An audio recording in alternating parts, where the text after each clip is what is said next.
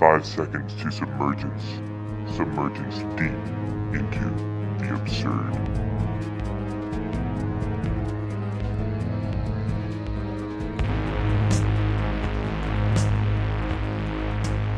We are back for part 2 of Industrial Society and Its Future, an analysis on Ted Kaczynski's essay.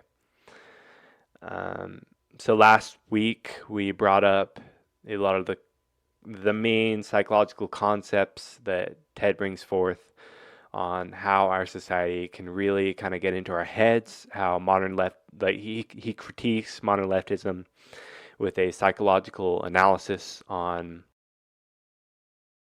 kind of like he kind of describes leftism as more of a psychological tendency than a political movement, with the two basic tendencies being a feeling of inferiority and over socialization. Then he goes into the power process and how someone must have a goal, they must attempt to attain the goal, and they must get the goal. This attempt to attain the goal must require a series of effort, or a good amount of effort in order for the attainment of the goal to feel fulfilling. Then he goes into how there's another level to this on how you must develop the idea of the goal autonomously. You must get the goal autonomously in order to feel truly fulfilled.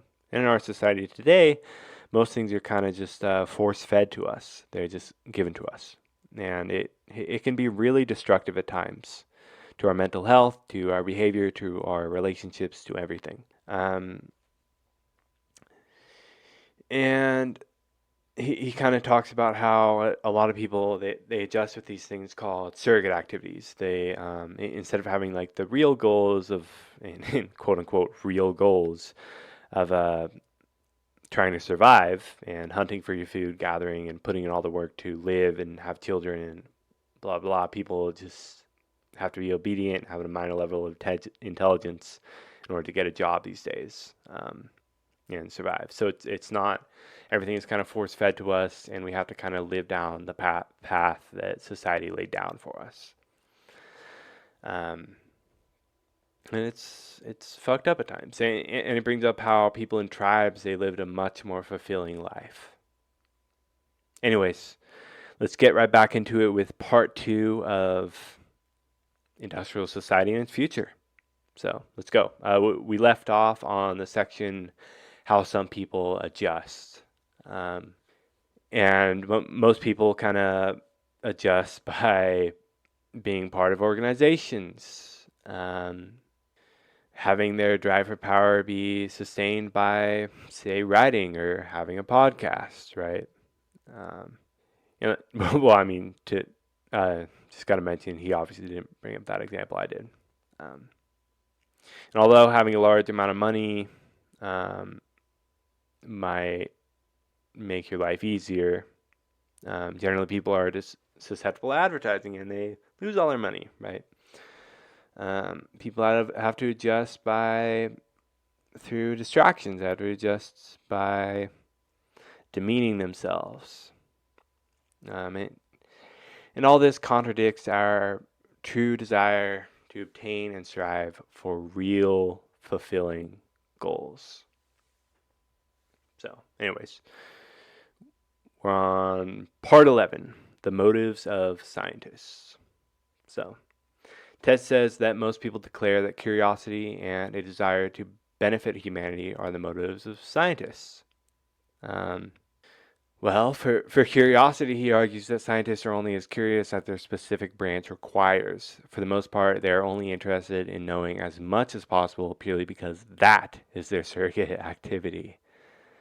Yeah, I mean, that's very true in many ways. I mean, their surrogate activity is knowing as much as possible. Their surrogate activity is being curious. It's getting knowledge. It's gaining it.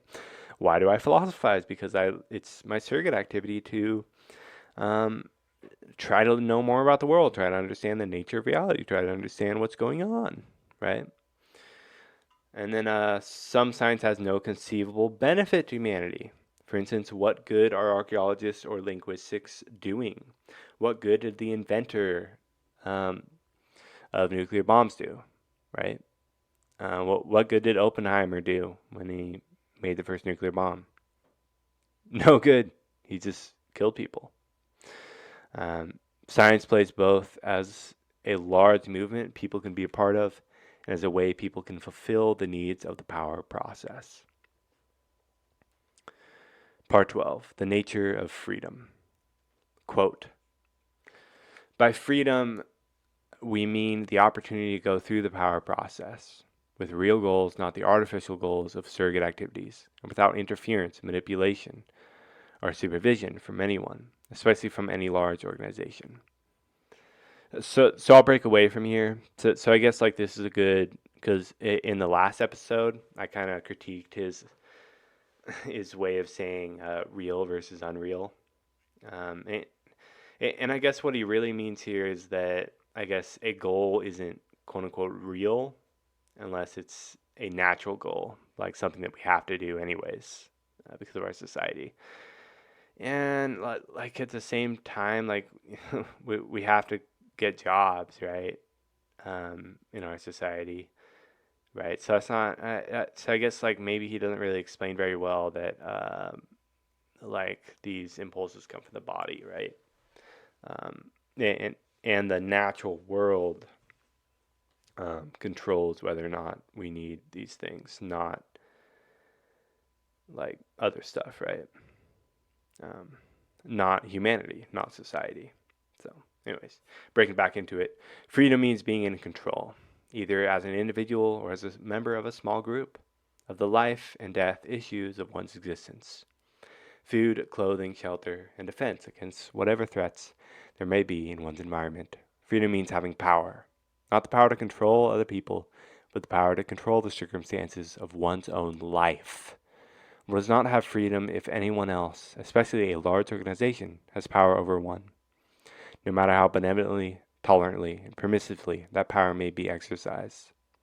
It is important not to confuse freedom with mere permissiveness, unquote. And we really see this today with the, it doesn't make you free that you live in a society that wants you, that forces you to do things for your health, right?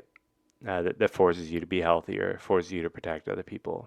It's like we want to feel like we're making ourselves feel safe. We want to feel like we have the power to make ourselves feel safe, right? And we don't. We feel like we need society to keep us safe.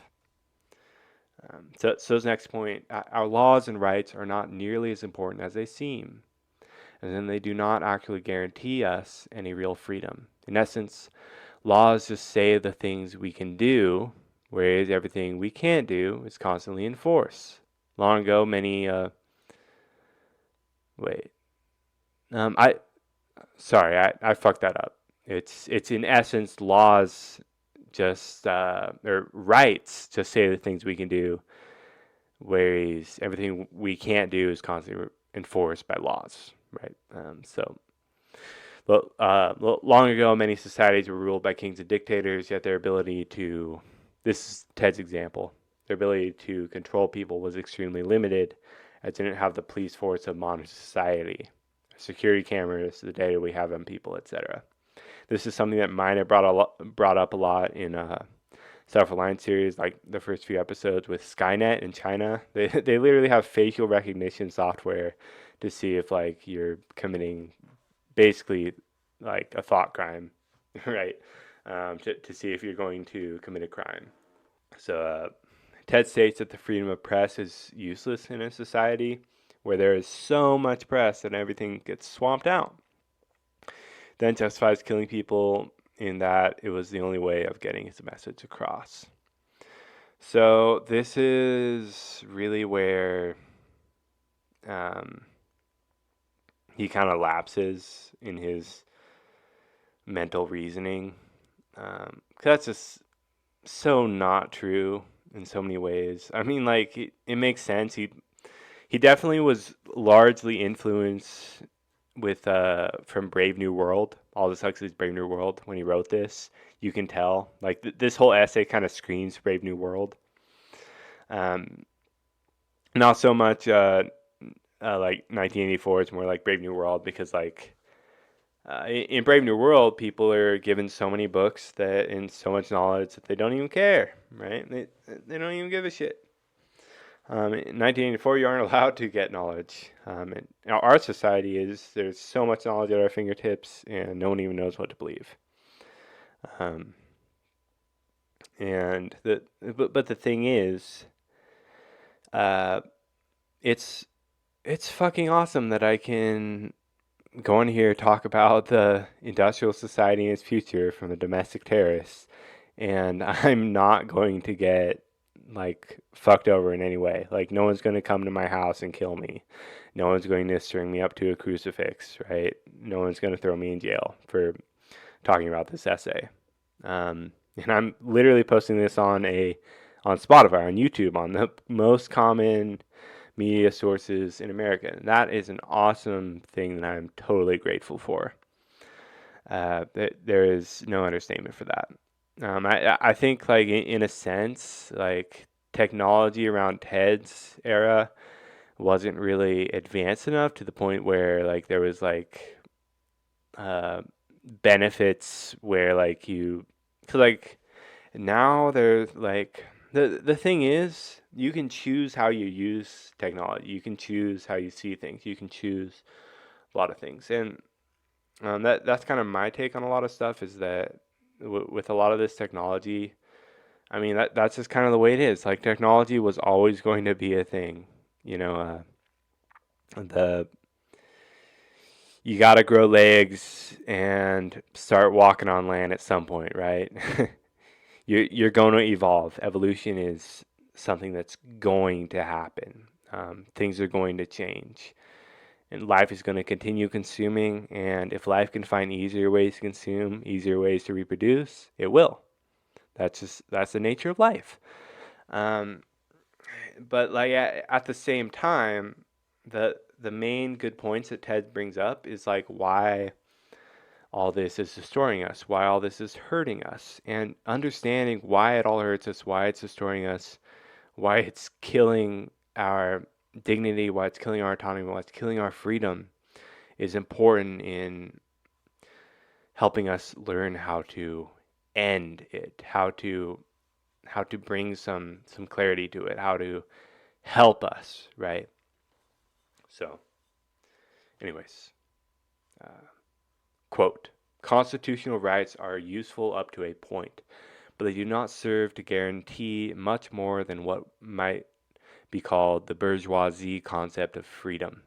According to the bourgeoisie concept, a free man is essentially an element of a social machine. It has only a certain set of prescribed and delimited freedoms. The freedoms that are designed to serve the needs of the social machine more than those of the individual. Thus, bourgeoisie's free man has economic freedom because that promotes growth and progress. He has freedom of press because public criticism restrains misbehavior by political leaders. He has a right to a fair trial because imprisonment at the whim of the powerful would be bad for the system. And he brings up like that, like all of this is totally true on so many levels. Like, yeah, all this is good for the system, but living in a society, by living in a society, these things are good to have by nature of living in a society, right? Because if you lived in a society where these things weren't active, well, for one, it would be fucked for the individual and it'd be fucked for society. Probably more so for society, right? And Ted brings up this a lot, in that rules and regulations are necessary for the existence of a society. If rules and regulations didn't happen, people wouldn't want to be in a society, and the society would break down. So these things are important to have in a society. And he's totally right with the like the freedom that we have today is just it's the middle class concept of freedom, right? It's like, oh well, you can't go and smoke a joint out on the street, but you can say whatever you want, right? I mean that's good enough, right? You can't go out and shoot your gun in your own property, like in your house, but You can write a letter to your congressman. Right? It's just kind of like there's just all this kind of like it's like process. It's like a processed form of freedom, like in like this package almost, right? It's like, oh, sorry that we took away your entire life and you're a slave to our system, but you can say whatever you want. Yeah, but go back to being a slave, So like yeah, you can say whatever you want so long as you continue being a slave, right, to the system. Anyways, part 13, some principles of history. History consists of two main components: random, unpredictable events, and long terminal historical trends. First principle: small changes that affect historical trends don't last. Second principle: if a large change occurs that disrupts historical trends, then all of society must change with it. Third principle: if such a large change occurs, then the consequences of this change cannot be predicted in advance. Fourth principle: a new kind of society cannot be designed on paper. You can't plan out a new form of society in advance, and set it up and expect it to function as it was designed to. It is too complex for that. Fifth principle: people do not consciously and rationally choose the form of their society. Societies develop through processes of social evolution that are not under rational control, human control. Water molecules don't, and this is my choice of wording, water molecules don't choose to go into the ocean at the end of the river. The river was always going in that direction, right? Like I didn't choose to have iPhones and listen to music on Spotify or whatever, right? Uh, it was always going in this direction. Like no one chose for these things to happen. Like no one before me chose for these things to happen. It was just kind of going in that direction, right? The wind was already blowing there, and this is Nietzsche always said that the historical sense is one of the most important senses of the philosopher. I mean, you must know your past. Why? Because understanding the past, and this is something that your history teachers never told you, right? But my history teachers, they always told me that that history is important because it lets us learn from our mistakes. But it's so much more important than that in the sense that it helps us understand us now. It helps us understand why certain things are happening, why certain trends are happening. It helps us understand humanity in general, it helps us understand society, right? I mean, all history is the history of civilization. There's not, I mean, after that, it's just archaeology, right? Or it's evolutionary biology. So, anyways, 14, industrialist society cannot be reformed. Okay. So, first point, according to trends in history, there is no conceivable way, as of yet, for freedom and technological development to coexist. As technological advancements increase, so does restrictions on personal freedoms. Okay. So here's my biggest critique on TED. He completely ignores the idea that, for the most part, we replace one freedom with another with every technological advancement. For instance, with the invention of cars, people were able to travel way further in shorter amounts of time. One may consider this a freedom since they were no longer bounded by the slow pace of a horse or by their own 2 feet. Sure, when we walk, we can do it however we would like. We can, like walk wherever. Like I can even walk backwards. It's not illegal. You can crawl if you want.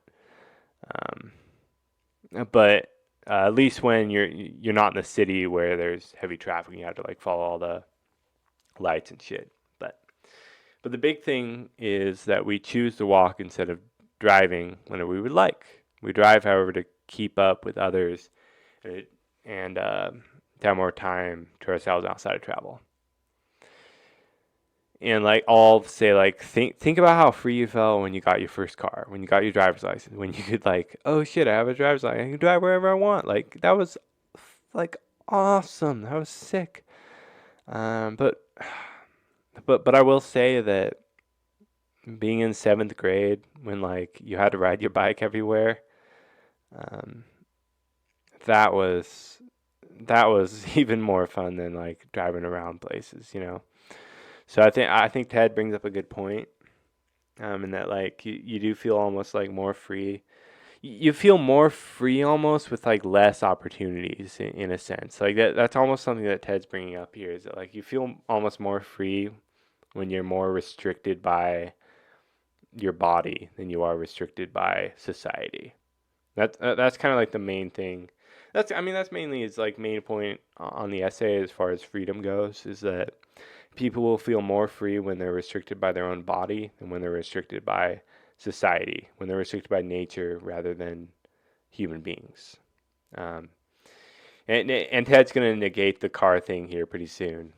Um, but anyways, Ted, my other critique is that Ted severely downplays the ability to believe what you would like about the world. The internet and the free flow of information actually increase not only the freedom of speech, but the freedom of beliefs, as the diversity of thoughts and beliefs on the internet simply made people more open-minded to other beliefs.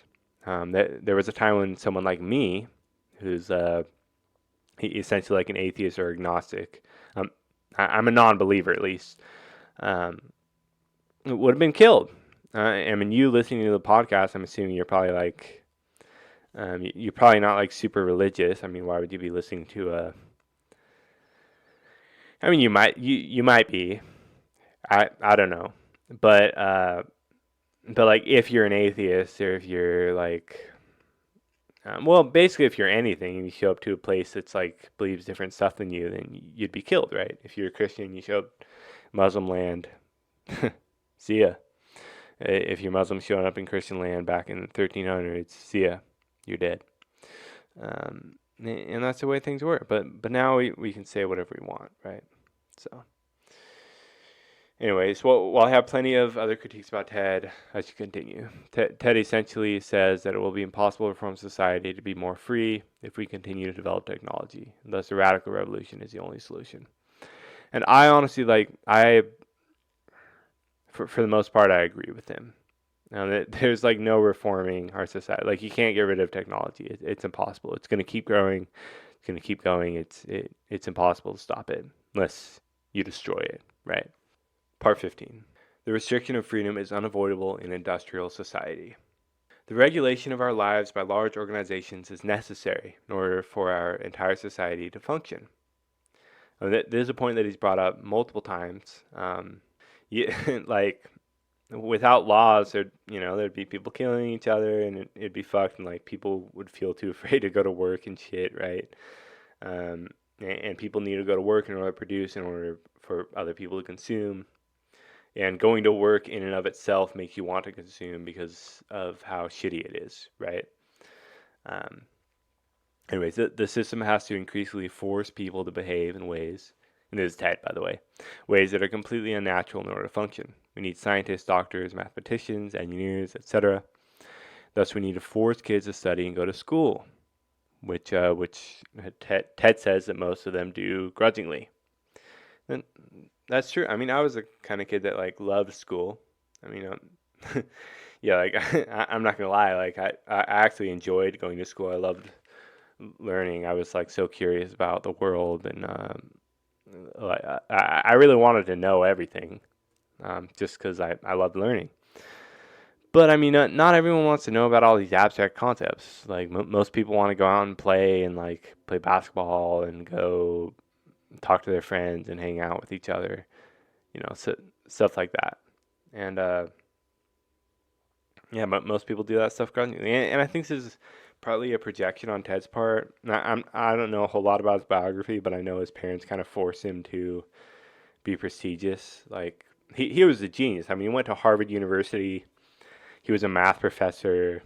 And I should really bring my girlfriend on to talk about the biography of him because she loves serial killers. She like loves learning about serial killers and all that.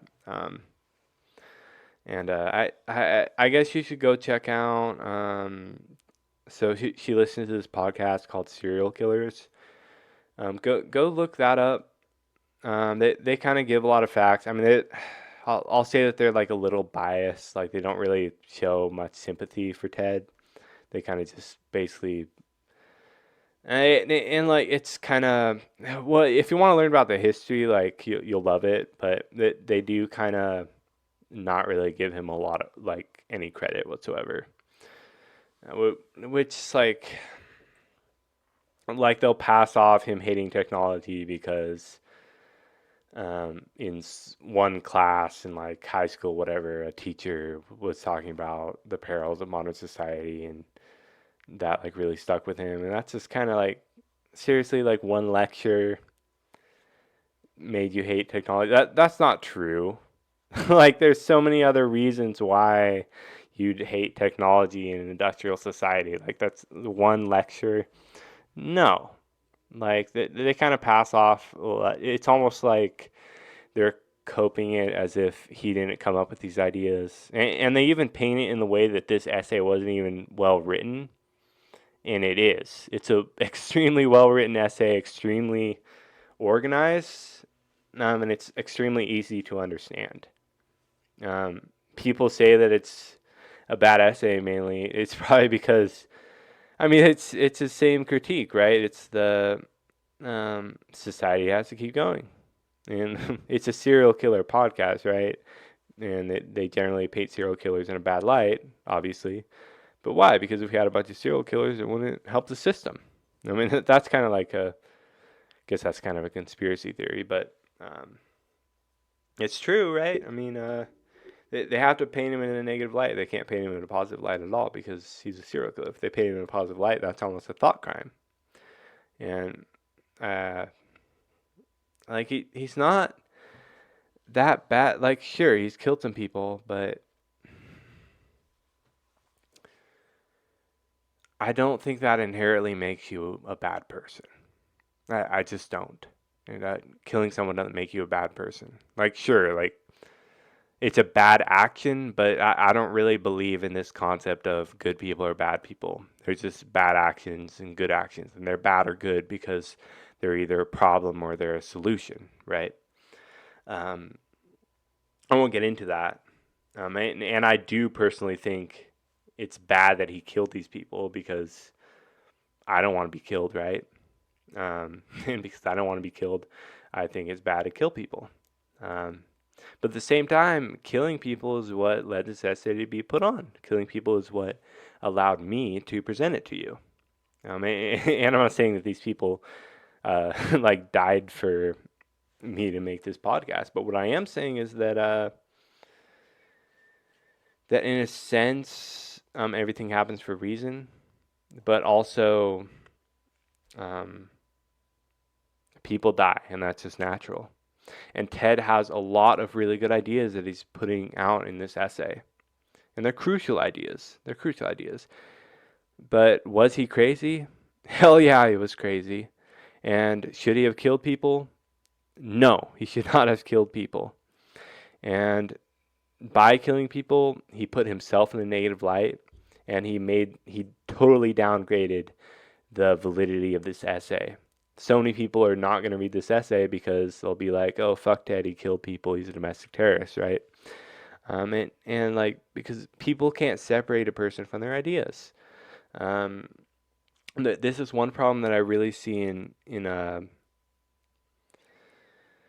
like, this is kind of a cognitive dissonance thing with atheists. I see, they'll say, oh, I hate the Christian God or whatever. They'll be like, oh, I love nature, right? Well, they're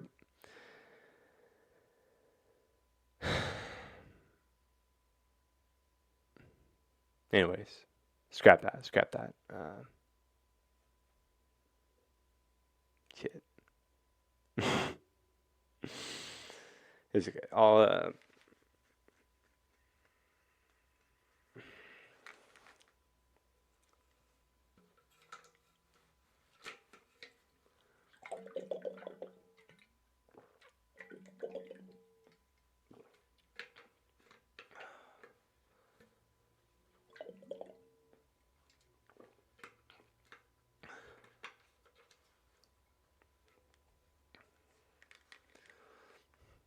Killing is bad. Don't do it. Bottom line. Unless someone's trying to kill you. Oh boy, then we're getting into Kyle Rittenhouse. Holy shit. Anyways,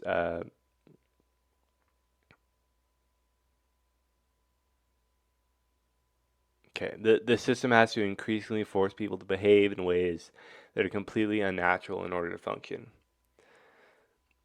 We need scientists, doctors, mathematicians, engineers, etc. Oh, I already said that. Okay. Quote, the system does not and cannot exist to satisfy human needs. Instead, it is human behavior that has to be modified to fit the needs of the system. This has nothing to do with a political or social ideology that may pretend to guide the technological system. It is the fault of technology, because the system is guided not by ideology, but by technical necessity. Of course, the system does satisfy many human needs, but generally speaking, it does this only to the extent that it is to the advantage of the system to do it. It is the needs of the system that are paramount, not those of the human being. For example, the system provides people with food because the system couldn't function if everyone starved. It attends to people's psychological needs whenever it can conveniently do so, because it couldn't function if too many people became depressed or rebellious. But the system, for good, solid, practical reasons, must exert constant pressure on people to mold their behavior to the needs of the system. Too much waste accumulating, the government, the media, the educational system, environmentalists, everyone inundates us with a mass propaganda about recycling. Need more technical personnel. A chorus of voices exhort kids to study science. No one stops to ask whether it is inhumane to force adolescents to spend the bulk of their time studying subjects most of them hate.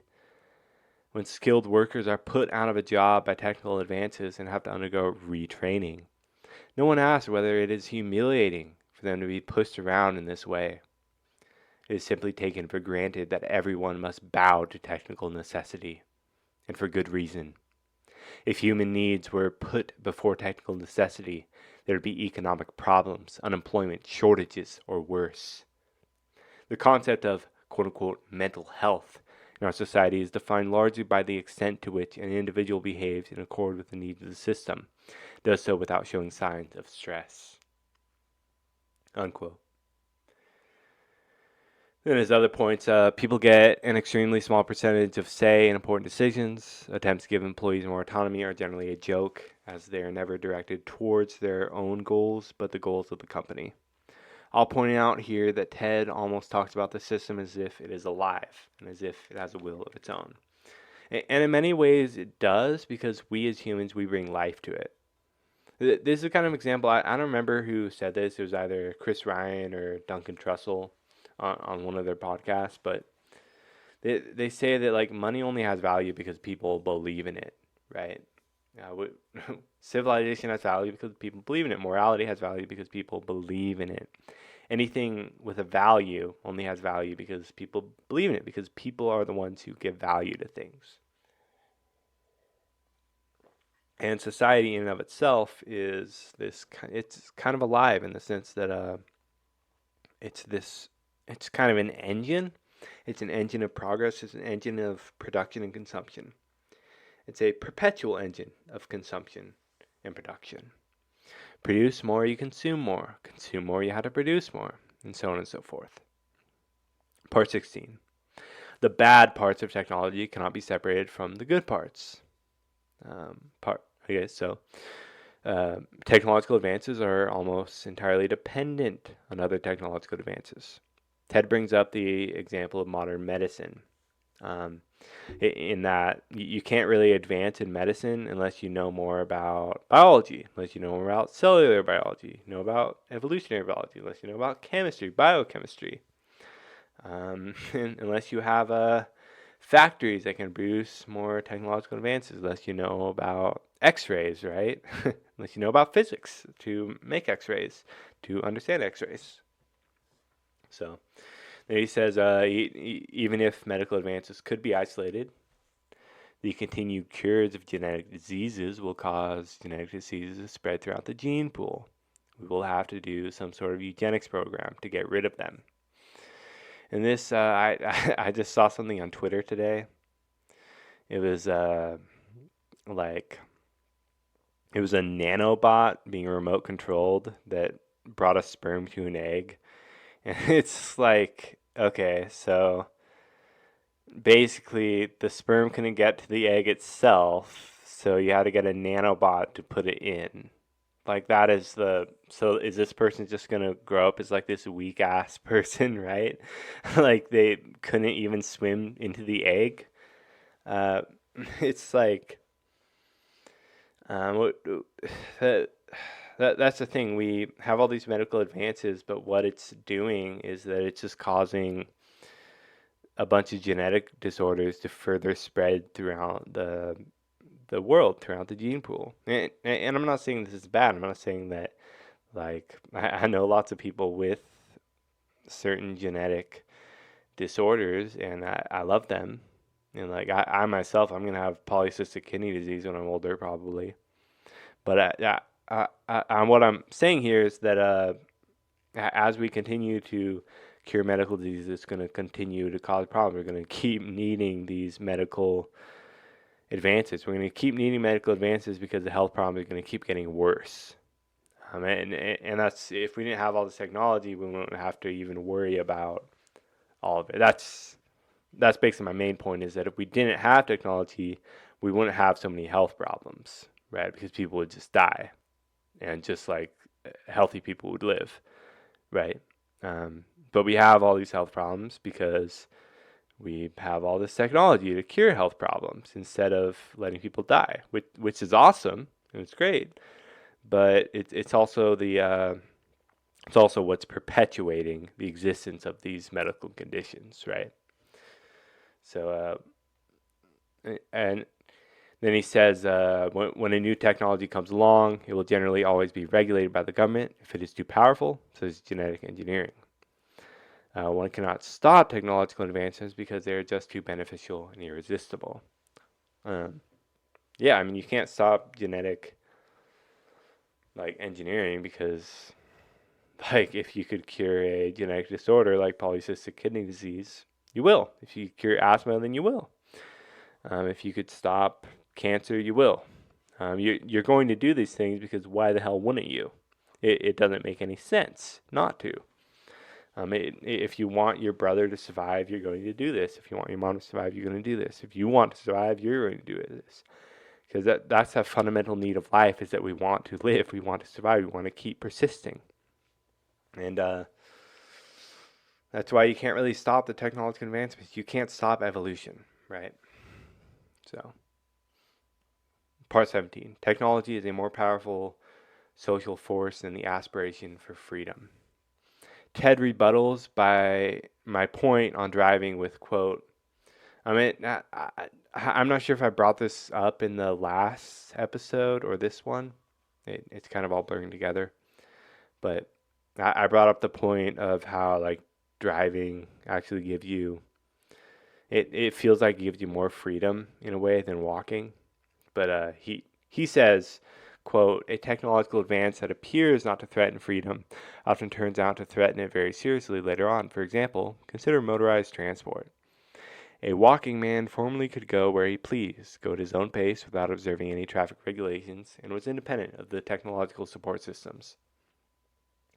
When motor vehicles were introduced, they appeared to increase man's freedom. And that was my point. They took no freedom away from the walking man. No one had to have an automobile if he didn't want one, and anyone who did choose to buy an automobile could travel much faster and further than a walking man. But the introduction of motorized transport soon changed society in such a way as to restrict greatly man's freedom of locomotion. When automobiles became numerous, it became necessary to regulate their use extensively. In a car, especially in densely populated areas, one cannot just go where one likes at one's own pace. One's movement is governed by the flow of traffic, by various traffic laws. One is tied down by various obligations, license requirements, driver's tests, renewing registration, insurance, maintenance required for safety, monthly payments on purchase price. Moreover, the use of motorized transport is no longer optional. Since the introduction of motorized transport, the arrangement of our cities has changed in such a way that the majority of people no longer live within walking distance of their place of employment.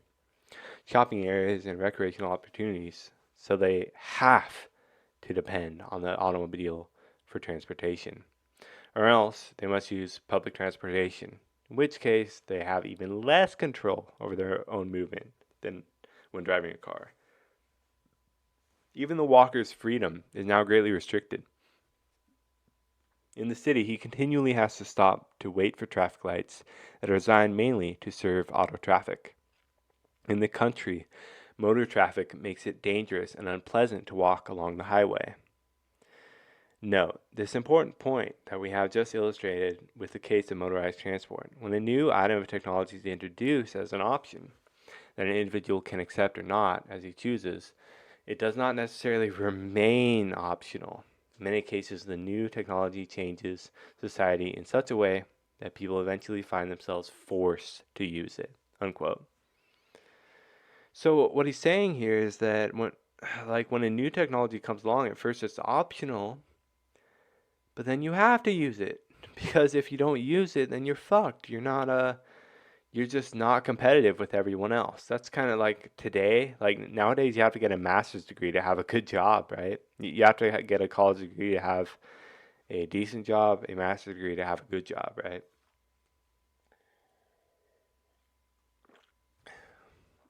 So his next point, a technological advancement taken on its own appears desirable, as if it offers more freedom. But take everything together and you realize it actually reduces freedom. And that was my own. I'll point out earlier when I made the point about cars giving you more freedom. That's something that I kind of didn't really understand when one of the essays, that I didn't really take the big picture. The big picture is that, like, yeah, well, on the small picture, cars do give you more freedom, but the big picture, they don't, right? Um, tech Technology only moves in one direction: improvement and advancement. Once a new technology emerges, people become dependent on it. Ted would never have predicted the smartphone, right? How dependent people are on it. People bring their phones everywhere. People can't go without the. People actually will get mad at you if you don't have your phone with you. But like, you didn't bring your phone. They'll complain about you not having your phone. They'll freak out about you not having your phone. That they're so dependent on it that they want everyone else to be dependent on it too. It's scary, really. One cannot fight one or two technologies and hope to gain progress in getting humans more freedom, as new technologies will continue to develop regardless. The only way is through the complete destruction of the technological system. Oh boy, this is where Ted really gets into it, right? This is where his murderous tendencies come aboard. And I'll say that his murderous tendencies, while getting him the chance to publish this, kind of completely destroyed his name and destroyed the credibility of this essay, which is very sad. But hopefully we can revive some of the credibility by reading through it, right? And while his actions were not good, at least his thoughts were pretty decent. So, anyways, when a technician, and he says a technician is someone who performs specialized tasks, is faced between their job and the freedom of other people, they generally choose their job, right? Because people want their lives to be easier. You always want your life to be easier, and you don't really care about the rights of others, or if you're infringing on the rights of others to do it. Like, police will use some really sketchy methods to get people to say that they're guilty, and that's because they want their lives to be easier, right? So his next point, technology will continuously, quote unquote, compromise with our freedom, taking more and more as time goes on. We can try and take them back, but it will inevitably take back again and again. We must destroy it. So he brings up the example of two guys living next to each other. One of them is a lot stronger. One of them's kind of weaker. He's like poorer. The strong one will continuously be like, hey, I want some of your land. And then the weak one's going to be like, no. And then the strong one's going to be like, okay, I'll take half of what I asked for. And the weak man's going to be like, fine, you can have it. And the strong man's going to keep taking land one by one, keep compromising until weak man has nothing. Um, so there's and this is also kind of brought up in the I don't know if you guys have ever read The Art of War. Maybe I'll do an episode on it sometimes, but there's the one thing in there is that you have to completely destroy your enemy, and if you don't, they're going to come back killing you. They're going to come back fighting. They're going to keep taking more. If your enemy is more powerful than you have to completely destroy them. And if you don't, they're going to come back even stronger. So, and I totally don't recommend trying to destroy the technological system whatsoever. Um, if you want to, that's cool. But I think a better way to do it is like at least my thought, instead of like trying to destroy it, you can kind of just like live without it, right? You can learn to be more self-sufficient on your property, right? You can kind of learn to be more self-sufficient. That's kind of how my sister is and her husband. They're becoming very self-sufficient on their property. I mean, they're going to start growing food soon. They have chickens. They have they even have electric generators in case like the power goes out. Um, we just need to learn how to become more self-sufficient in our own society, become more self-reliant in our own society, right? You don't need to go and like kill people to do that. So, um, anyways, part 18. Simpler social problems have proved intractable. So he brings up that the system has failed to solve even the simplest social problems such as domestic abuse, political corruption, and environmental degradation. Um, yeah, I mean, like it tries to solve some of these problems, but it can't. And then he brings up that when social problems do get solved, it is not due to long-term planning, but rather through small groups pursuing their own short-term self-interests. Um, he says technological progress is easy to see while freedom is a mere concept. Thus, it is easier to side with the technological side because people, we want something tangible. We want something that we can hold. And if we can hold it, if we can see it, we can believe it. But freedom, it's more like it's a concept. It's a God, right? It's freedom is God. It's an ideal, and we can't see it. We can't hold it. We can't grasp it. We can only feel it. And that's why technological progress is a more it's a more I don't know if he brought this up earlier or if he's going to bring it up. It's all kind of blurring together now, but he brings up that technological progress is a stronger social force than freedom is. Um, and I just realized that he brought that up in the last section, so that's my bad. But anyways, the system will only solve those problems that it sees as important for its survival. And he's brought that up. The system will, and again, he's kind of personifying the system almost as like a being. And he's saying that the system, it kind of lives on its own, and it's only going to solve the problems that it needs to solve in order to survive. I mean, that's what a living organism does, right? It only solves the problems that it needs to in order to live. It doesn't solve the other stuff. It doesn't try to make our lives fulfilling. And it, in a sense, is kind of what a lot of people do in our society.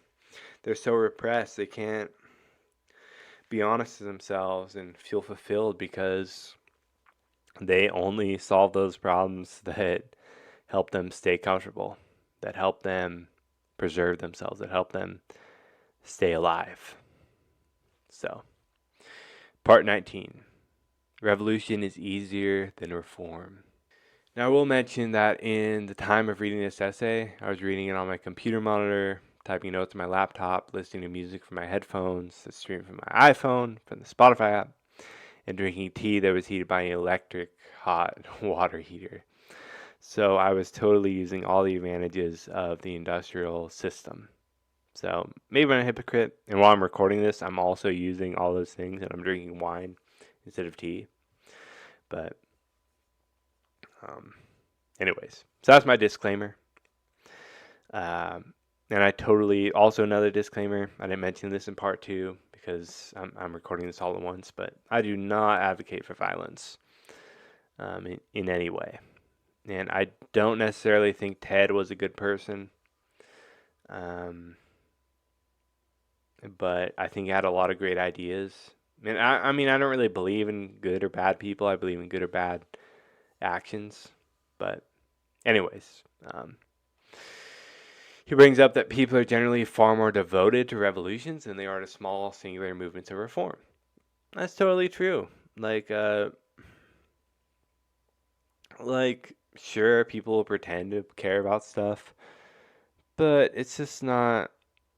They don't care enough to like the pro lifers or the pro choicers. They don't care about their movements enough to go and kill people or like go and burn like an abortion clinic or go and burn uh, like whatever the places are where people talk about pro life, you know.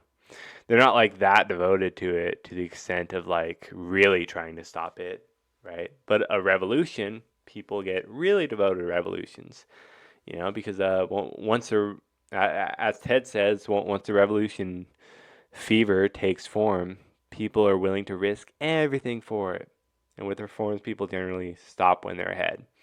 They stop because they're like, oh well, I don't really want anything bad to happen, right? But if bad things already happen, if you're already risking your life for it, well, you have nothing to lose, right? So then he says that a revolution solves all problems in one stroke rather than many small things over time.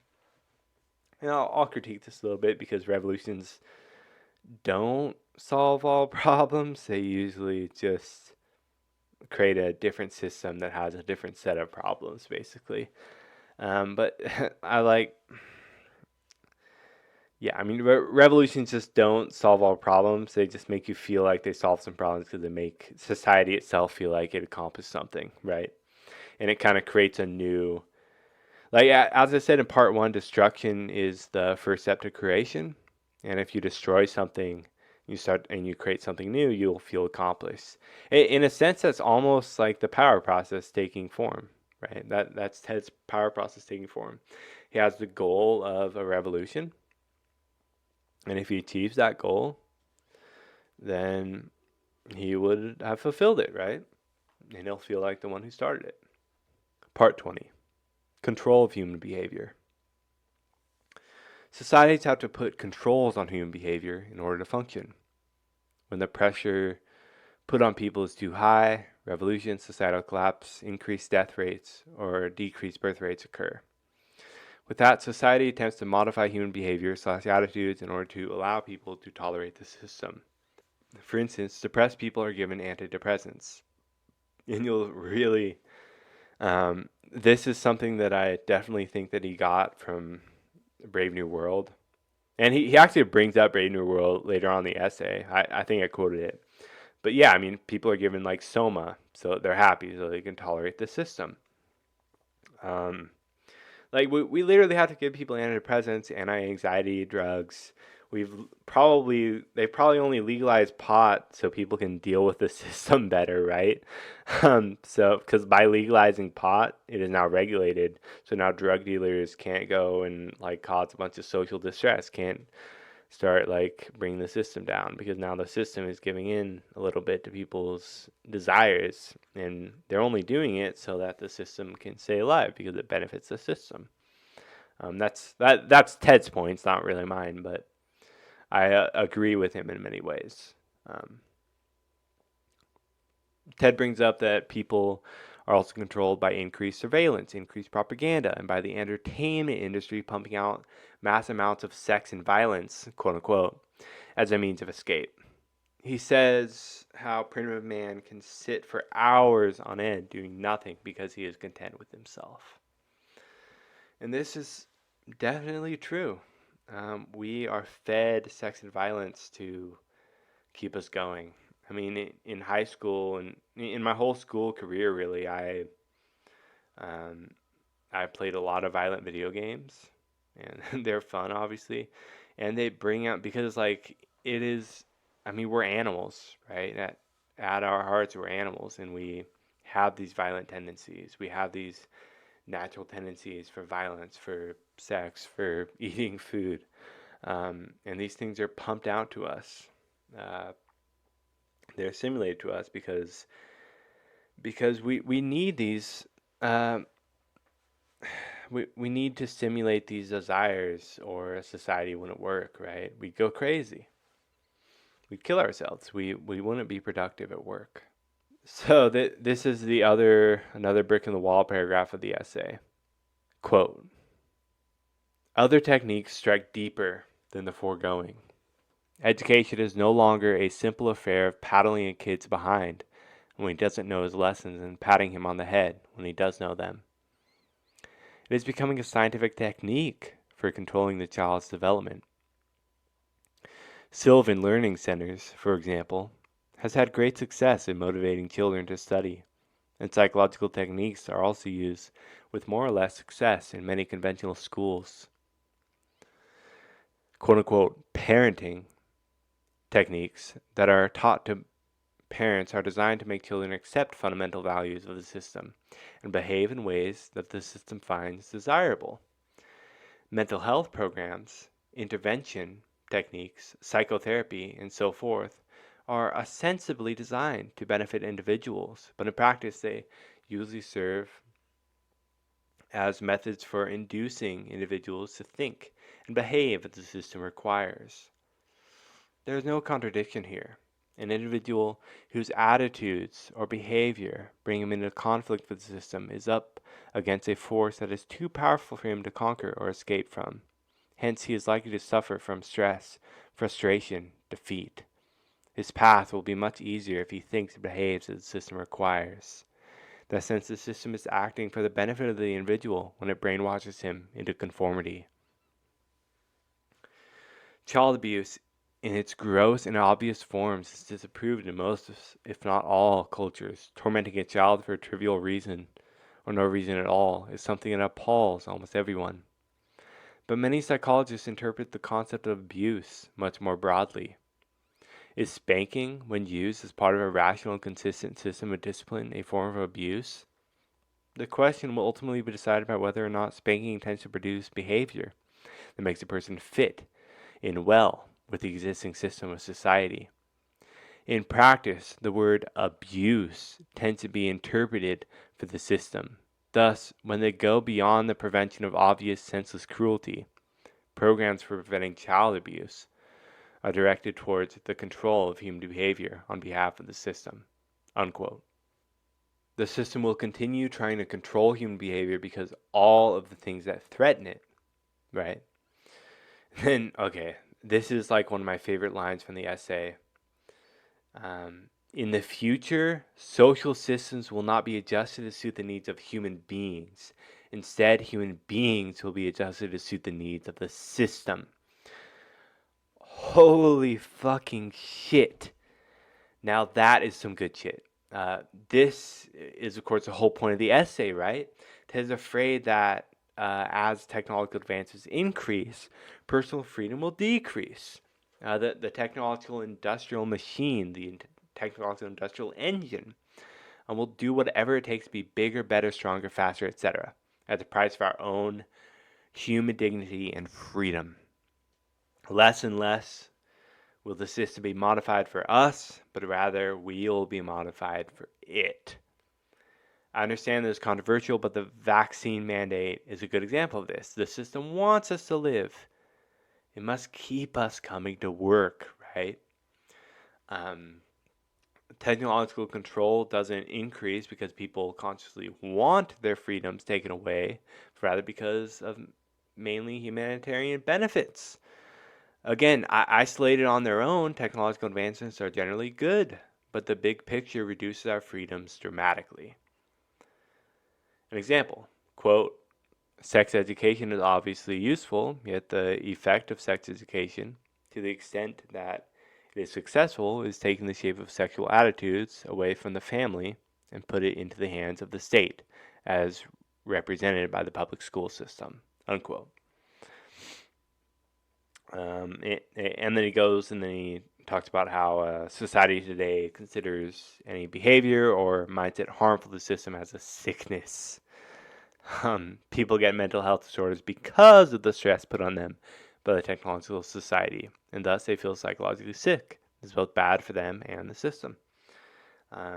Depression is a mental disorder because it causes low productivity. Anxiety is a mental disorder because it causes, again, low productivity. It makes people, and depression also makes you less wanting to consume. You just kind of want to stay in your house and do nothing, right? And like these people obviously don't feel good about this, right? So it's bad for them and it's bad for the system, right? So the system helps them out.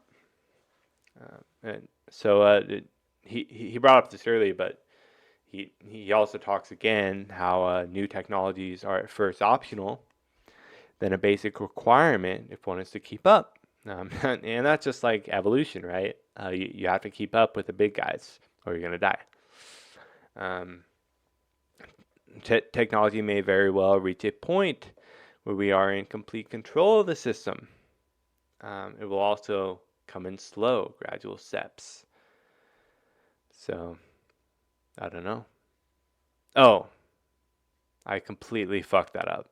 What Ted's saying is that technology may very well reach a point where we are in the complete control of the system, not we're in control of the system, right?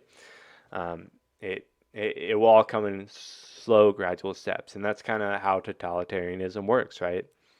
Hitler didn't just put all the Jews in concentration camps overnight. Instead, it happened in slow steps. First, they were forced to wear stars on their chests, and then, they were like told to live in ghettos, and they were put in train cars, and they were killed, right? It all comes in slow, gradual steps that you barely even notice it's happening, right? Part 21, Human Race at a Crossroads. Most methods of control don't really actually work, and only really do for those who have it good, like the bourgeoisie. Comfortable people are easier to control. People generally always sacrifice small amounts of freedom to keep their comfort. Most people are not comfortable, and schools are obviously terrible at actually controlling socializing children. And I think Ted brings up like example of like they're usually too busy like with their own problems to like properly socialize the kids, right? Next part, the system must learn to better modify human behavior or it'll break down, right? So if the system doesn't learn how to control people, it's gonna break down. It's gonna break. It's gonna be destroyed, right? Once the system eliminates all problems that threaten it, it will inevitably control everything on Earth, including humans. In a sense, I think Ted here is talking about a civilizational singularity, kind of similar to the technological singularity, where like technology basically does its own work for itself. In that way, it may not even need us anymore. But in a very real way, all civilizations inevitably collapse. All species inevitably go extinct, etc., etc. So then Ted kind of brings up his tactic, right, for his revolution. In short form, 1, heighten social stresses within the system to break it down, and then 2, propagate an ideology that hates technology, and 3, destroy everything. And I mean, honestly, he has a good strategy. But do I agree that he should do it? I mean, it's not that I agree or disagree that he should do it, but I disagree that he's going to become successful, right? It's like the thing is, I mean, even in his own, it'd be really hard to stop it unless something really catastrophic happened. Something that we're totally not prepared for, right? COVID-19, we literally came up with a vaccine a year and a half, like a year into it, like pretty damn fast into it. We got a vaccine through. I mean, we're just too damn smart for anything to disrupt us, right? The system is too advanced for anything to disrupt us. So, part 22, human suffering. So, so like most of the rest of the essay, he kind of gets into his strategy on the revolution. Um, and it's interesting, and I'll get through some of it. But he gets into many people die in the collapse of civilization, regardless of whether through higher death rates or lower birth rates. Mass human suffering is inevitable in any revolution, really. Um, but then he says we must balance freedom and dignity over longer lives. After all, we're all going to die eventually. Might as well be free while we do it. This is a good point. Like a lot of people's lives are already miserable as it is, um, and like I know people personally that are suicidal. The stressors of our society is like too great. It's too high of a burden. People are being ripped apart at the seams, right? And I, but my biggest critique with this is like Ted's almost acting as another. He's another savior figure. He's another Jesus. He's another like. In a sense, his whole ideology is very Christian. It's very like, oh, I'll destroy this society. I'll bring about the apocalypse, and I'll save all the good people, and all the bad people will condemn to hell. That's my biggest critique on Ted is that.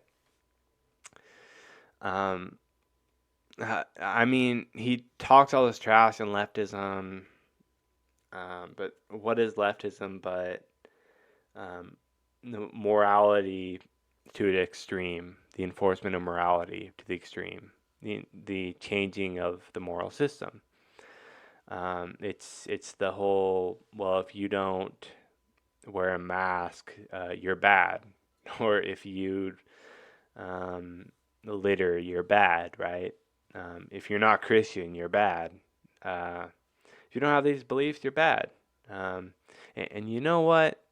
When the shit hits the fan, we're gonna come out on top, and you're gonna die. Um, it's this whole like idea that when people are pissed off at the world that they live in, they blame it on their society, and they feel like they're getting like the short end of the stick, so they want everything to be destroyed because when everything's destroyed, they'll have freedom. They'll finally have freedom. They'll finally have happiness. They'll finally have joy, right? They're thinking of this like light at the end of the tunnel, right? They're thinking of, oh, tomorrow life will be better. Oh, next weekend life will be better. Oh, next weekend or like next month I'll get out of this situation. But all that stuff's not gonna happen unless you bring it out now. It's all in your own head, right? And that's my biggest critique on Ted is that he's giving all these criticisms on society, giving criticisms on leftism, and he's just kind of another one of those figures, right, that wants to kind of bring a destruction to something old, right, like society, to bring about something new that's somehow going to be better than what was old. But at the end of the day, I'm sorry, Ted, but it's not going to be better. It's just going to be different. And like my biggest problem with a lot of the critiques of today is that people will be like, oh, people are more depressed today. But I think it's more so that there's just more people. And with there's more people, there's also more communication. There's more communication. People are kind of just more aware that there's more depressed people. I mean, like, obviously in tribal life, yeah, maybe it was like better, more happier, more fulfilling, but there's just like this light at the end of the tunnel fallacy, right? I'm not sure if that's a real fallacy, but maybe I just coined it. But the light of the tunnel fallacy that people have, like, oh, tomorrow is going to be better, you know? It's not ever like today is going to be better, and it's your own personal responsibility to be happy with your life, your own personal responsibility to take action on your life. But that's something that I can admire about Ted, is because he did take action on his life. He's saved up enough money to go out and live in some cabin in Montana to be self-reliant on his own. But at the same time, he is kind of the same. He's kind of appealing that same sort of morality of let's destroy all the evil of the world and bring about our new utopian society. It's the same sort of leftist idealism that has been coming into play for the dawn of civilization, right? Let's destroy all the bad and bring about the new. Um, and that's all right. I'm just like, you're not going to fix society by destroying everything. Sure, or at least you're not going to solve all your problems by destroying everything. You're just going to create different problems, or more problems, or less problems. Anyways, quote, "It is not at all certain that survival of the system will lead to less suffering than breakdown of the system would. The system has already caused, and is continuing to cause, immense suffering all over the world. Ancient cultures that for hundreds of years gave people a satisfactory relationship with each other and with their environment have been shattered by contact with industrial society. The result has been a whole catalog of economic, environmental, and social psychological problems." I'll mention here that, you'll see like British imperialism going to tribes and being like, "You must join society," right? That was, I mean, that's also that whole like, you must join, like you'll be happier. Like people want to. There's that old cliche saying that good intentions, or like hell, the road to hell is paved with good intentions. That's totally true. I mean, people will be like, "This is for your own good," but it's not doing them any good, right? People need to let others choose what will be good for them, right? They need autonomy. They need that power process.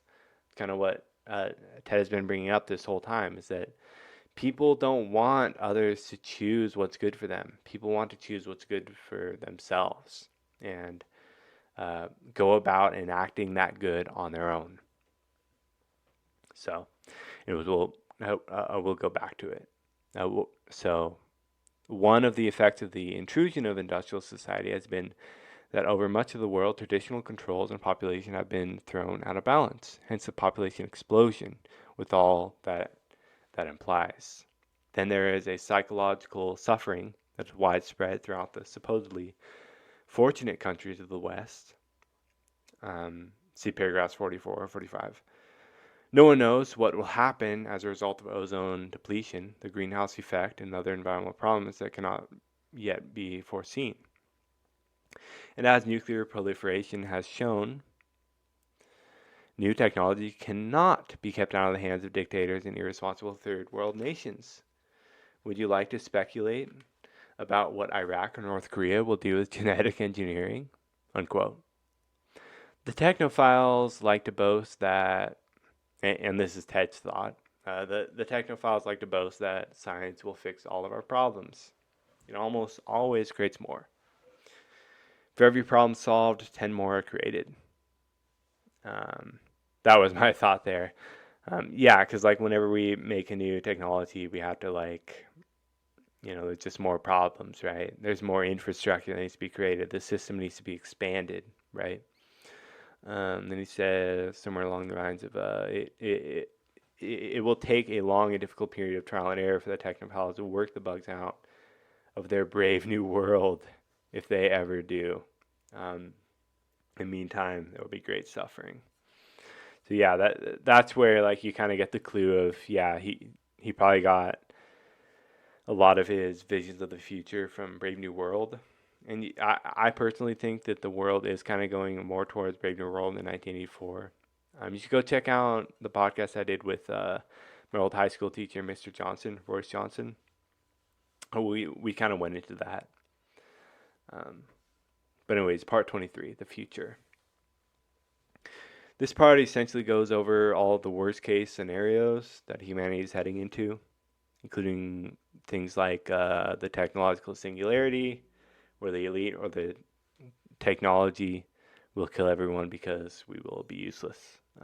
And quote, it would be better to dump the whole stinking system and take the consequences. And this is actually one of the parts of the essay that I think the FBI used to find out who Ted was, because he said like stinking a lot, I guess, like this stinking system, this stinking cake or whatever.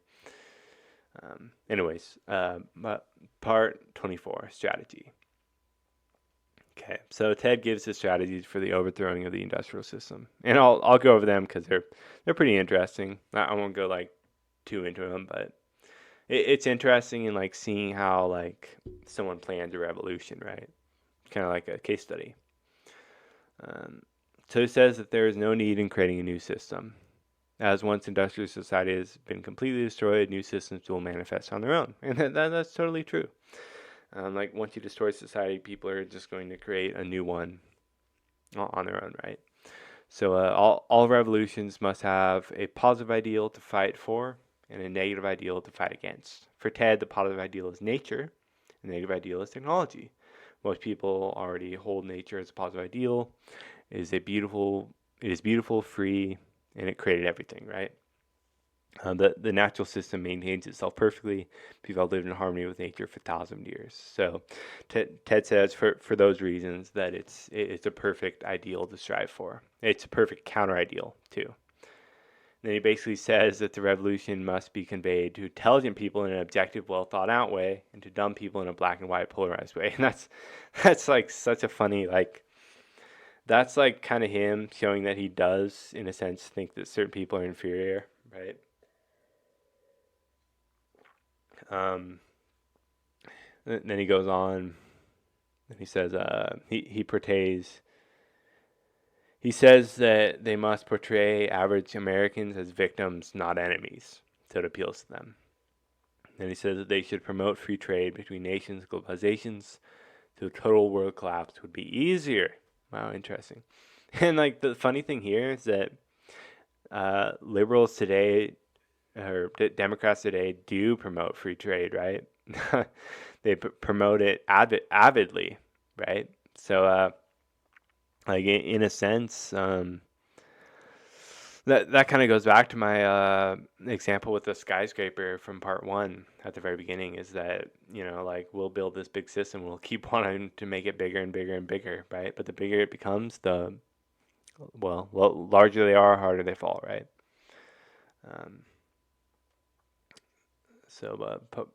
Part 25, two kinds of technology. So there is small-scale technology and organization-dependent technology. Small-scale technology can be used by small-scale communities without outside assistance. Small-scale technology always progresses, right? So, we we're not going back to sticks and stones anytime soon, right? We got knives now. We got guns, right? So small scale technology progresses. Now we'll get rakes and we'll get other stuff, and yeah, right. And then organization dependent technology is technology that depends on large scale social organizations like Roman aqueducts, the Egyptian pyramids, etc. Then he goes on and he talks about how many organization-dependent technologies are lost forever once civilization collapses. And he goes back to the Roman example, in that the aqueduct technology was basically never built again after the Roman Empire. And many of their road construction methods were also lost. So, but small-scale technology it isn't lost forever, because it doesn't depend on these large-scale systems, right? People can build small-scale technology on their own. This kind of technology does not always progress, and sometimes regresses the large-scale technology. So this next point is that most technology after the Industrial Revolution was organization dependent, right? So then he says, well, if we destroyed this society, most technology would be lost, right? You can't, no more refrigerators, right? No more ovens, because all those things kind of require so many other things in order to be produced, right? A small community couldn't just build a refrigerator on their own, right? Then he says, and he says that a new industrial society may form again, but this will likely happen far later in the future, and that we can't really predict or prepare for that. And he kind of brought that up with his description of the trends of history, right? So, okay, part 26. This is I think this is the last one because before part 27, which is like his final note. Okay. So, quote, a movement, part 26, the danger of leftism. Okay, quote, a movement that exalts nature and opposes technology must take a resolutely anti-leftist stance and must avoid all collaboration with leftists. Leftism is in the long run inconsistent with wild nature, with human freedom, and with the elimination of modern technology. Leftism is collectivist. It seeks to bind together the entire world, both nature and the human race, in a unified whole. But this implies management of nature and of human life by organized society. It requires advanced technology. You can't have a united world without rapid transportation and communication. You can't make all people love one another without sophisticated psychological techniques. You can't have a planned society without the necessary technological base. Above all, leftism is driven by the need for power, and the leftist seeks power on a collective basis through identification with a mass movement or an organization. Leftism is unlikely ever to give up technology because technology is too valuable a source of collective power, unquote. I notice that Ted speaks to something very prevalent, not of just leftists, but of all groups/ideologies in their power struggle. When the minority, they will promote more freedom, but when in a majority, will do the opposite. We see this with leftism today, with its increased control over the media, technology, and the words we use from day to day. And then he kind of goes on and says that somewhere along the lines that leftism is a totalitarian force because it is quasi-religious. Everything against it is seen as a sin. This is something I brought up with the Nietzsche podcast, in that, or at least Keegan and I both brought it up. In that a lot of times, like stuff like climate change or like wearing a mask, it's not about like whether or not these things will kill people, but it's more so like whether you believe that it's good to wear a mask, right? If you believe that it's bad or if you don't believe it's good to wear a mask, then you're a bad person. They label you as a bad person. It's like it's a sin, right? They see everything as a sin. Then he goes and he's like the leftism, or the left is never satisfied because his political aspirations is a surrogate activity of which he participates in because it gives him a sense of power.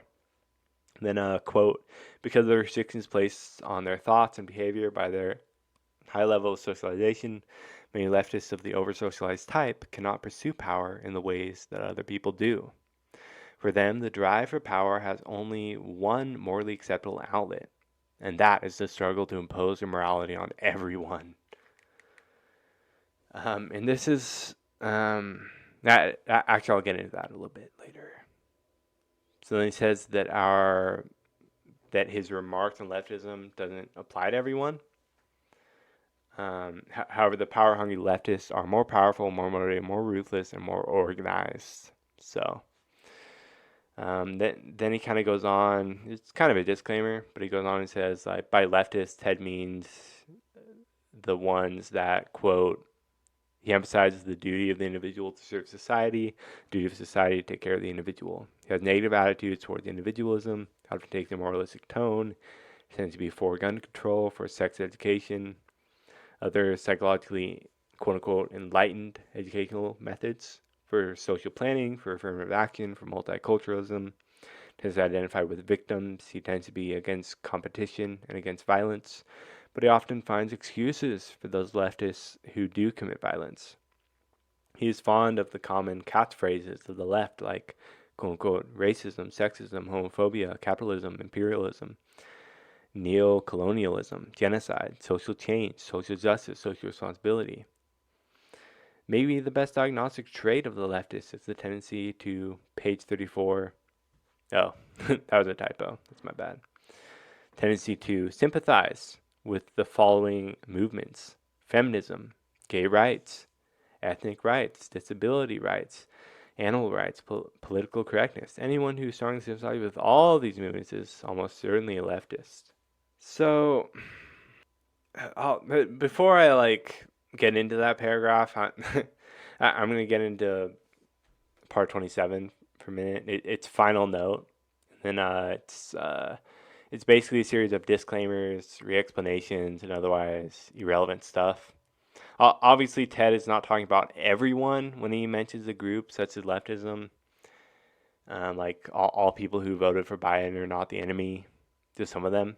In fact, even many conservatives have leftist tendencies in that they possess like the Christian morality, which is highly leftist. The Mormons, for instance, although most of which would call themselves conservative, are actually extremely leftist in their general tendency of promoting their version of morality upon everyone else. And again, I have to put in some disclaimers here too, because obviously this is a super controversial essay. I don't promote the use of violence, but if you do use violence, don't use it against me, right? I'd rather throw all my technology out the window than die, and so would most people. Though for those listening to this podcast, I doubt you will join the anti-technology movement, right? To be honest, I think society will collapse on its own at some indefinite point in the future, one way or the other. That's just because, 7 billion people on the planet is totally not sustainable. It's not. And it just like, as a natural course of things, it'll collapse eventually. The skyscraper is going to collapse eventually because it's built on faulty premises, right? Skyscrapers aren't meant to be that tall, right? And it's not, and like I don't advocate for violence, and for the most part, I am a leftist. I'm like maybe not totally like as far as like the psychological tendencies go, but I agree with a lot of the things to the left because it's hard not to agree with. As far as like with like the arguments, like, oh, we're trying to help people, we care about people, and like, yeah, I care about people, right? I'll wear a mask. Like I got the vaccine. I'm literally gonna get a booster shot. And I do these things partly because the industrial society, it benefits me in many ways in that it allows me to do this podcast. It allows me to write. It allows me to continue doing my surrogate activities, right? And I also do it because like I care about my parents. I care about my mom. And if I care about my mother, I care about my parents, my grandparents, then I feel like I should be trying to care about other people's parents too. Um, so that's kind of like one thing. That's also another reason why the industrial society will be so hard to destroy. That's why this revolution probably won't ever take place, right? Because people want self-preservation. They want, when things are going good, people want it to keep going good. And it's not gonna, there's not gonna be a revolution unless things are significantly bad for everyone, right? And they just aren't. That's one thing that Ted doesn't really realize, is that for the most part, people like industrial society. They like all the benefits that it provides. They think that a lot of it is good, right? They love it. They're like, oh, well, we're not starving. We get to eat a lot of food. We get to drive around wherever. Society is awesome. We're not getting killed every day. And like, I honestly, like, for the most part, I agree. Like, society is pretty freaking awesome, right? I have at the tip of my fingertips all the information I need in the whole world. I can read this manifesto, right? I can talk on this podcast. I can drink wine. I can record this through a microphone. There's a lot of cool stuff about society. But for the most part, what Ted is getting at here is that, um, well, revolution is easier than reform. And for the most part, a lot of the problems that we have in our society are that they're inherent in having a society. That's the main thing that I really wanted to get at in doing this podcast, and that the problems that we have in society are inherent in having a society. You can't have a society without having mass destruction of the environment, without having depression on a mass scale, without having like wage slavery or whatever, right? You have to have all these things in order to have a functioning society. You have to have laws, you have to have repression, you have to have people putting aside their own biological, physical needs for the good of society, or society just wouldn't function. And sure, I agree that life would probably be more fulfilling if we were in tribes, but we're not in tribes. Because we're not in tribes, people have adapted to this life. They become accustomed to it, and they're not going to go to that life because a lot of people know that they wouldn't survive in the wild, right? They wouldn't survive in an apocalypse. They want to stay alive. And it's our biological nature to want to survive. It's our will to life. And with that said, I don't foresee a revolution coming anytime soon. But what definitely will come at some point is the collapse of our civilization. Because as has been, so like as I said at the very beginning of part 1 of the podcast, time is the waster of all peoples, right? From the Bhagavad Gita. Eventually all people will die, and so too will all civilizations collapse. The apocalypse will always happen. There's always going to be a destruction. There's always going to be turmoil. There's always going to be death. And with that said, I don't want to bring up the Jordan Peterson cliche of just focus on cleaning your own room, but focus on cleaning your own room.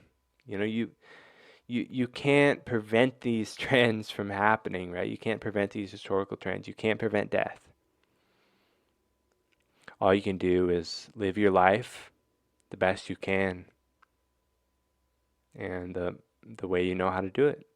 And if that means doing a surrogate activity, if doing your surrogate activity makes you feel good about your life, it gives you fulfillment, then do your damn surrogate activity. I'm not going to stop writing anytime soon. I'm not going to stop doing this podcast because I love it. It gives me joy. And, I would argue it probably gives me the same amount of joy that a hunter in a tribe gets from hunting a deer every day or providing for his or her tribe, right? This life it's only as good as you make it. And at the end of the day, whether you're in a society or whether you're out in nature, you are completely in the mercy of outside random events that could completely end your life. And no matter what tribe or civilized man, you're responsible for your own life. You are. Not Ted Kaczynski or Joe Biden or Donald Trump or whoever the fuck. You are responsible for your own life. You're responsible for pulling off that mask of repression and being yourself and going out in the day and striving for whatever, or not striving, or being homeless, or getting a job, or going out living in the woods if you want to. It's up to you. So anyways, that's my analysis. That's my summary of Ted Kaczynski's industrial society and its future. I hope you enjoyed it. Go check out my website, into-the-absurd.com. If you want more updates, or just check Spotify. I mean, for the most part, for the podcast that I listen to, I basically just I just listen to them on Spotify, and they're usually in my recents, or if I feel like looking them up, I'll just look them up. So just do whatever you want. I don't give a fuck. It's, as I've said in this podcast multiple times, it's up to you to manifest your own destiny. So anyways, thank you for listening.